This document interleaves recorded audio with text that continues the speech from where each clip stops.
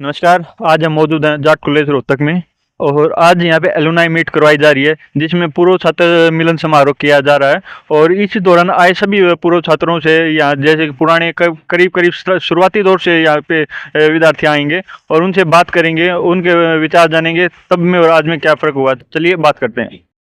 Sir नमस्कार sir, आपका नाम और आपने कब से मतलब इस कॉलेज में कब बैच में एडमिशन लिया? यस, मैं इस कॉलेज का 1966 का स्टूडेंट हूँ और यहाँ से मैंने ग्रेजुएशन तो नहीं किया, लेकिन मेरा जो लगाव था वो इस कॉलेज से बराबर रहा है। अभी मैं रिटायर होने के बाद भी सरसा से यहाँ आया हूँ, 5 वर्ष हुए हैं, तो मैं बराबर यहाँ जाट और पुरानी जाट कॉलेज की बिल्डिंग को देखने गया तो वो थोड़ी सी दूसरी पोजीशन में थी, तो उसकी एक संस्था मिली मुझे जो बहुत अच्छा काम कर रही है। और यहाँ भी आया तो बिल्डिंग काफ़ी बड़ी नज़र आ रही है, लेकिन मुझे मौका नहीं मिला पार्टिसिपेट करने का। आज पहली बार मिला है तो मुझे बहुत खुशी है। सर, आप जैसे कि आपने बताया कि आप 1966 से यहाँ से जुड़े हुए हो और इतने लंबे समय में आपने काफ़ी उतार चढ़ाव भी देखे होंगे, तो उनके बारे में थोड़ा आप बताएंगे? हाँ हाँ, 1966 में यहाँ चौधरी हुकम सिंह प्रिंसिपल होते थे। वो एक ऐसी टावरिंग पर्सनालिटी थी कि जिसको याद किए बिना all India Jat heroes memorial college का इतिहास अधूरा रह जाएगा। वो 4 वर्ष यहाँ ऑन डेपुटेशन रहे। उस टाइम एनसीसी कंपलसरी होती थी, तो वो सोमवार को कॉलेज की एक मीटिंग लेते थे जिसमें पहले प्रेयर होती थी, उसके बाद एक फौजी अफसर का जो यूनिफॉर्म में होते थे वो एड्रेस होता था और उसके बाद चौधरी हुकम सिंह की स्पीच होती थी। तो उस स्पीच और उस फौजी अफसर का इन्विटेशन ने यहाँ से मेरा अंदाज़ा है कि लगभग 50 कमीशन अफसर पैदा कर दिए थे इस कॉलेज से। तो वो इस कौम के लिए और एजुकेशन के लिए मैं एक बहुत बड़ा फरिश्ता मानता हूँ। तो ऐसे यहाँ से जाने के बाद भी मैंने कई जगह जाट सभाएँ रेज की, जैसे जाट सभा फतेहाबाद हिसार से आगे, वो मैंने काफ़ी स्ट्रगल के बाद रेज की थी और वहाँ हम इन्हीं जो बड़ी पर्सनैलिटी थे जैसे चौधरी छुटराम, हम सेलिब्रेट करते थे वहाँ। कितने लंबे समय से आप जुड़े हुए, तो शिक्षा के स्तर में भी काफ़ी उतार चढ़ाव आते रहे हैं, कई बार आपको इम्प्रूवमेंट देखने को मिलती है, पर उसमें अब कितना कैसे मतलब कितना इम्प्रूवमेंट हुआ है और उसके बारे में बताइए सर थोड़ा। इसके बारे में तो मुझे ये कहना पड़ेगा कि जो जाट इंस्टीट्यूशन है, रोहतक का है, हिसार का है, जींद का है, ये 3 जगह है और दिल्ली का भी, रामजस कॉलेज दिल्ली। तो मैं समझता हूँ कि भाई मुझे इसमें तो कोई खुशी नहीं हो रही। स्टैंडर्ड डाउन आए, ये इसलिए नहीं आए कि पढ़ाने वालों की कमी रही हो, नो, जो मैनेजमेंट है उनकी कमी है, आज भी उसकी कमी है। यहाँ कोशिश करो कि आपको भी जहाँ भी मौका मिले ये मैनेजमेंट दोबारा से बने, सरकार इसका इलेक्शन कराए और उसमें अच्छे आदमी आए और वो निष्पक्ष हो और एजुकेशनिस्ट हो। यूँ ही नहीं लेना, वहाँ आज तक ऐसे ही आते रहे हैं। तो जाट कॉलेज रोहतक के लिए ये जो 7 संस्थाएं हैं इनकी मैनेजमेंट बहुत अच्छी होनी चाहिए। ये कम से कम बनने से पहले हमारा फर्ज है यंग मैन का भी कि ऐसा ओपिनियन स्प्रेड करें।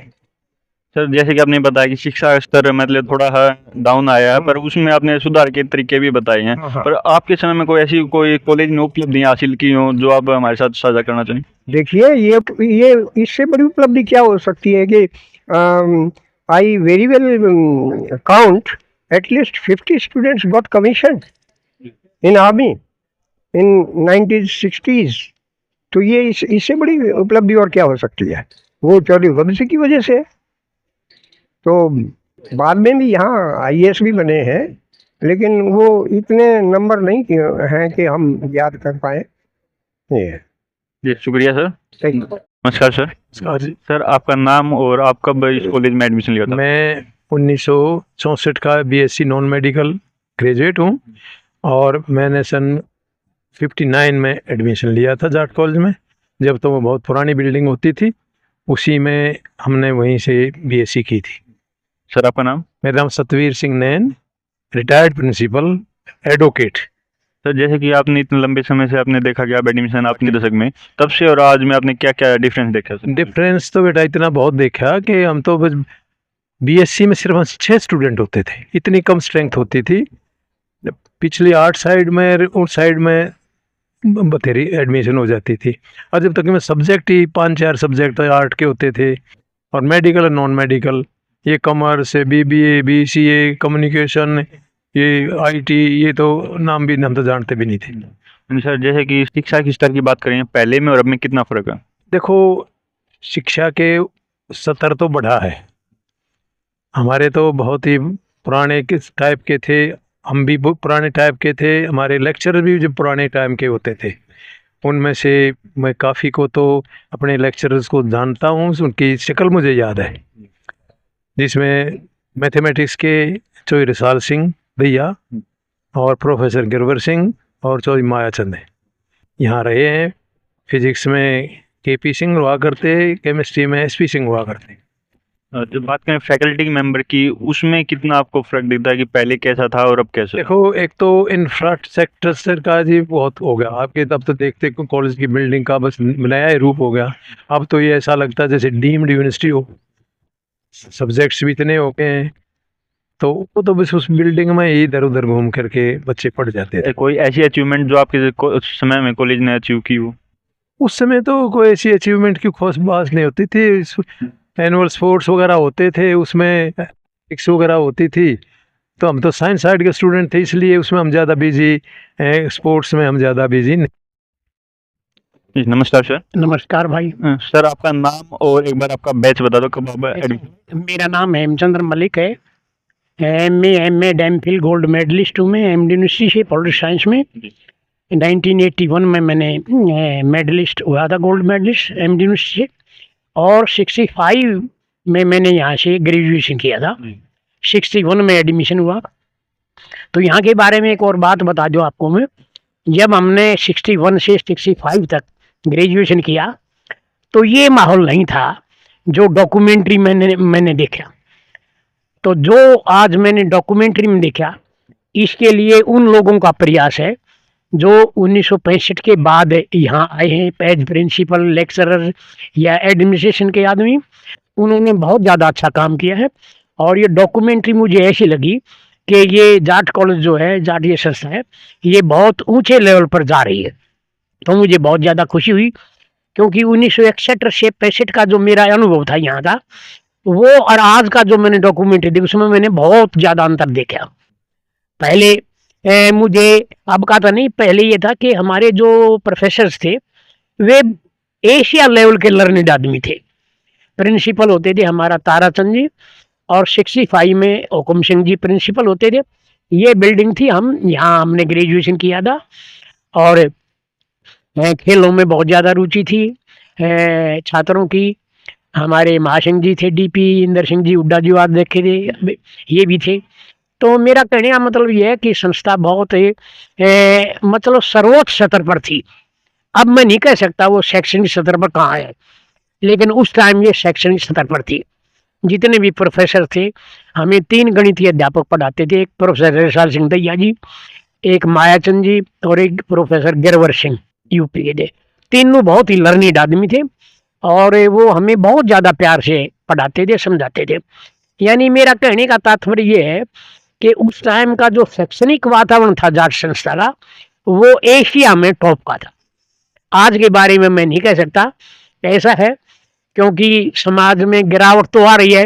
हो सकता है कि शायद यहाँ भी कुछ थोड़ा बहुत फर्क पड़ गया हो, क्योंकि ये जो पॉलिटिक्स की जहाँ इंटरफेरेंस हो जाती है, वहाँ सब कुछ जो ना वो नीचे आ जाता है। तो मैं आपके विभाग की और आपकी संस्था की और मेरी संस्था, this is my mother institution, because I am the product of this great institution. और मैं चाहता हूँ कि इनका सबका उज्जवल भविष्य रहे, और मैं सबकी आपकी उज्जवल व सुंदर भविष्य की कामना करता हूँ। धन्यवाद, थैंक यू मैरिज। और सर आपका नाम? हरिचंद। सर आप कौन से बैच से थे? मैं 80 78 batch 78 to 80 prep and pre engineering. जी सर। सर जैसे कि आपने पहले पढ़े हो, इतने पुराने स्टूडेंट रहे हो, तो तब में और अब में कितना बदलाव देखा आपने कॉलेज के अंदर? कॉलेज में तो भाई आज इतने दिनों बाद पहली बार आया हूँ, तो बदलाव तो अब देख के पता लगेगा। लेकिन उस समय में जाट संस्था ने विशेष करके मतलब पूरे स्टेट से मेरिटधारी स्टूडेंट्स को इनवाइट किया था, और मतलब काफ़ी अच्छा बैच रहा था हमारा, बहुत ही मतलब ये भी मेरे ख्याल से संस्था का एक रिकॉर्ड रहेगा कि मेरे बैच से यहाँ मेडिकल कॉलेज में 15-16 एडमिशन हुए थे। जी। और उस वक्त के हमारे बैच के यूनिवर्सिटी टॉपर प्रेप के प्री इंजीनियरिंग के जाट संस्था से थे। एक प्री मेडिकल से भी जो है वो टॉपर जाट संस्था के ही थे। तो उस वक्त तो संस्था की तूती बोलती थी। अब तो आए हैं तो देखेंगे, अभी बढ़िया ही चल रहा है, तो के जैसे कि सर पहले जो भी सुविधा उपलब्ध थी शिक्षा के लिए या फिर खेल के लिए या फिर अन्य किसी भी फील्ड के लिए, उनमें आपको मतलब कितना बदलाव देखने को मिलता है अभी? बदलाव तो बात वही आ जाती है, लेकिन ये है कि मैं ये कहूँगा एक इंडिविजुअल के तौर पे कि फैकल्टी का जहाँ तक सवाल है, मैं बहुत लकी रहा हूँ जहाँ भी गया हूँ, प्राइमरी से लेकर के आगे हायर एजुकेशन तक।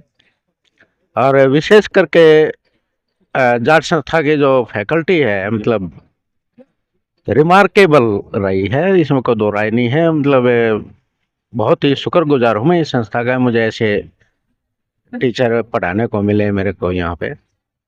सर कुछ ऐसी उपलब्धियां जो मतलब आपके समय में जो कॉलेज ने अचीव की हों और जो आप हमारे साथ शेयर कर सकें?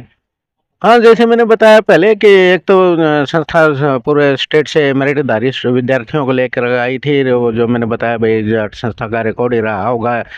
एक बैच से 15-16 एडमिशन मेडिकल कॉलेज में हो जाना, तो इससे बड़ी उपलब्धि और क्या हो सकती है। और जाट संस्था के यूनिवर्सिटी टॉपर रहे उस बैच के, तो उपलब्धियां तो इतनी हैं कि गिना नहीं सकते। लेकिन उन उपलब्धियों का खामियाजा भी भुगतना पड़ता है कि लोग जलने लगते हैं, विक्टिम रहा हूँ। शुक्रिया सर, आपने इतनी जानकारी हमारे साझा की, आपका बहुत बहुत धन्यवाद। सर नमस्कार सर, आपका नाम और आप कौन से बैच में आपने एडमिशन लिया था यहाँ पे? जी, मैं एडवोकेट राजनारायण पंगाड़, और मैं 1993 से 94 तक 1 साल के लिए यहाँ पे पढ़ाई की थी मैंने। आपने किस कोर्स के अंदर सर उस समय एडमिशन लिया? उस समय कॉलेजों में 11th 12th स्टार्ट की गई थी, तो मैंने 10th के बाद टेस्ट दिया था यहाँ पे, तो मेरा 11th क्लास में एडमिशन हो गया था, तो मैं 1 साल रहा था यहाँ पे। तब से लेके आज तक आपने क्या बदलाव इस संस्था के अंदर महसूस किए हैं? देखिए, कोई भी संस्था बहुत ग्रो करती है और निश्चित तौर पर जो उसकी मैनेजमेंट होती है, जो फैकल्टी होती है, वो समय समय पर बहुत से सुधार कार्य करती जाती है। तो संस्था ने बहुत हजारों बच्चे निकाले हैं जिन्होंने देश और प्रदेश का नाम विश्व स्तर पर किया है रोशन, और हमने भी बहुत चीज़ें सीखी। चाहिए मैं 1 ही साल के लिए रहा यहाँ पे, लेकिन एक 10वीं का बच्चा, बहुत छोटा सा बच्चा होता है, वो सीधा 11वीं में कॉलेज में आ जाए तो बहुत कुछ चीज़ें सीखने को मिलती हैं। खेल की चीज़ें हैं, साइंस की फैकल्टी थी, वो पूरे हरियाणा में बहुत प्रसिद्ध थी उससे। बात करें सर फैकल्टी तब से और आज के बीच में कंपैरिजन करें तो आपको क्या बदलाव दिखता है? देखिए, आते रहते हैं, उनसे मैं अंदाज़ा लगा सकता हूँ कि यहाँ पे फैकल्टी बहुत मेहनत करवाती है अपने बच्चों के लिए। सर नमस्कार जी। सर अपने नाम के साथ परिचय दीजिए और कब आपने यहाँ पे एडमिशन लिया था उसके बारे में एक बार बताइए। जी, मैं यशपाल कुंडू टिटोली से, और मैंने 87 में जाट स्कूल में एडमिशन लिया था। 88 में वहाँ से पास आउट करके यहाँ 88 में यहाँ आ गए थे, और 93 में यहाँ से पास आउट किया हमने BA करके। जी सर, जैसे कि आपने बताया इतने लंबे समय से आप कॉलेज से जुड़े हुए हैं, तब से लेकर आज तक आपने क्या मतलब चेंजेस कॉलेज के अंदर देखे हैं? तो जी, उस टाइम पे है ना बहुत ज़्यादा आपस में बच्चों का और स्टूडेंट्स का, और सॉरी मतलब हमारे बच्चों का बड़ा कोऑपरेशन रहता था। हॉस्टल था, हॉस्टल में 3-4 हज़ार बच्चे होते थे जो सभी एक साथ रहते थे, एक परिवार की तरह रहते थे। इलेक्शन होता था तो उनको ये पता था पूरे कॉलेज को कि हॉस्टल की तरफ से जो कैंडिडेट आएगा ना वो प्रधान जीतेगा, और हमने एक बार नहीं, दो बार नहीं, तीन तीन बार ऐसे प्रधान बनाए। सर बात करें सुविधाओं की, तब से लेकर आज सुविधाओं में कितना फर्क आया है? जी, उस टाइम तो बहुत ज़्यादा सुविधाएं थी, लेकिन आज मैं जो देखता हूँ ना पीछे लगा के, तो उस टाइम का वो टाइम मेरे को बहुत बढ़िया लग रहा था। अगर उस स्पीड से चलते तो आज ये जाट संस्था एक संस्था ना रह के एक यूनिवर्सिटी का रूप धारण कर लेती। यहाँ पर मेडिकल कॉलेज होता, नर्सिंग कॉलेज होता, लेकिन जो कुछ पीछे मैनेजमेंट चुनी जाती है ना, उसमें कुछ ऐसे बंदे चुन के आ जाते हैं जो सिर्फ अपने परिवार की सोचते हैं, वो संस्था के बारे में नहीं सोचते। तो अब 7 साल के बाद संस्था का चुनाव हुआ है कॉलेजियम का, 105 कॉलेजियम चुने गए हैं और अभी प्रधान नहीं चुना गया है। तो मेरी तो ये रिक्वेस्ट है सभी 105 कॉलेजियम से कि जो भी अच्छा कैंडिडेट है प्रधानी में, उसको हम प्रधान बना के लाएं और संस्था के लिए जो अच्छा काम कर सके। ये नहीं कि अपने परिवार के लिए यहाँ नौकरियां लगा दे या अपने यारे प्यारों को नौकरी लगा दे। हमें वो प्रधान नहीं चाहिए, हमें वो प्रधान चाहिए जो नौकरियों की तरफ ना देखे, संस्था का विकास की तरफ देखे। और उसके लिए यहाँ आज सख्त ज़रूरत है नर्सिंग कॉलेज की, मेडिकल कॉलेज की, मतलब और कितने प्रोफेशनल कोर्स आ चुके हैं उनको की, मतलब हमें आज वो प्रधान चाहिए जो एक दूरदर्शी सोच रखता हो, जिसका एक विजन हो, ताकि अच्छा काम कर सके वो। सर धन्यवाद, आपने अपने कीमती समय से हमारे लिए वक्त निकाला, उसके लिए धन्यवाद। क्या नमस्कार, सर आपके नाम के साथ एक बार परिचय दे दीजिए और कब आपने यहाँ पे एडमिशन लिया था? मेरा नाम विजय शर्मा है। मैंने 1981 में यहाँ पर एडमिशन लिया। 1985 में यहाँ से बीएससी की। यहाँ से बीएससी करते ही मैंने सीआर कॉलेज में एडमिशन लिया और मेरी 22 साल की जाट स्कूल की नौकरी रही। उसके बाद मैं एज प्रिंसिपल गॉड ब्राह्मण स्कूल में चला गया। यहाँ का जो टाइम रहा ये लगभग 27 साल यहाँ का टेन्योर रहा। ऐसा टेन्योर जिंदगी में ना कभी पीछे आया ना कभी आगे आएगा।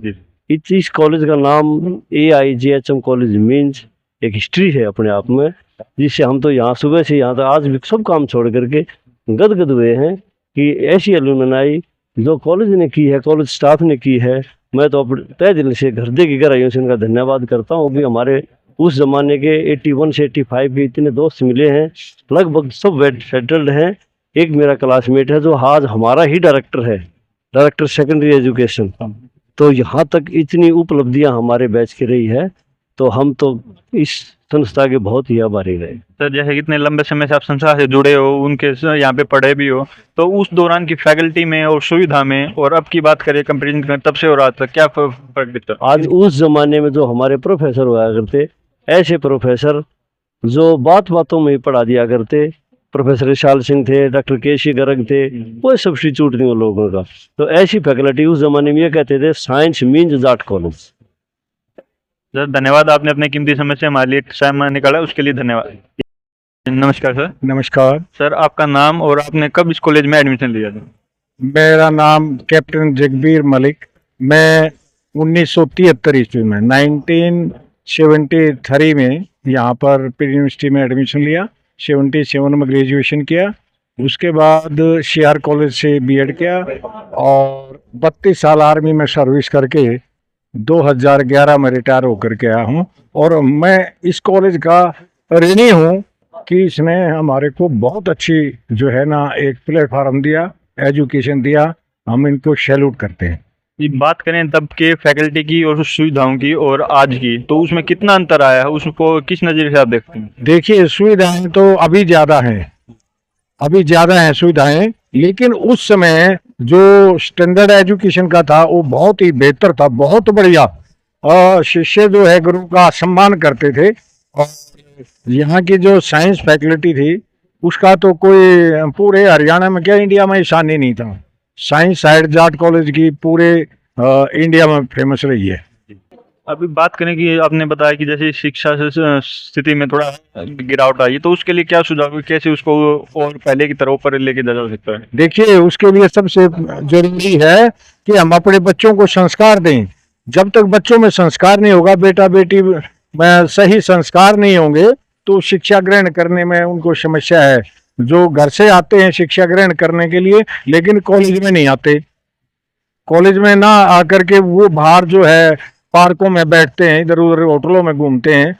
तो उससे बचें और उनका मोटिव केवल एजुकेशन होना चाहिए। शिक्षा ग्रहण करने के लिए घर से आए हैं तो शिक्षा के लिए ही उनको तत्पर रहना चाहिए।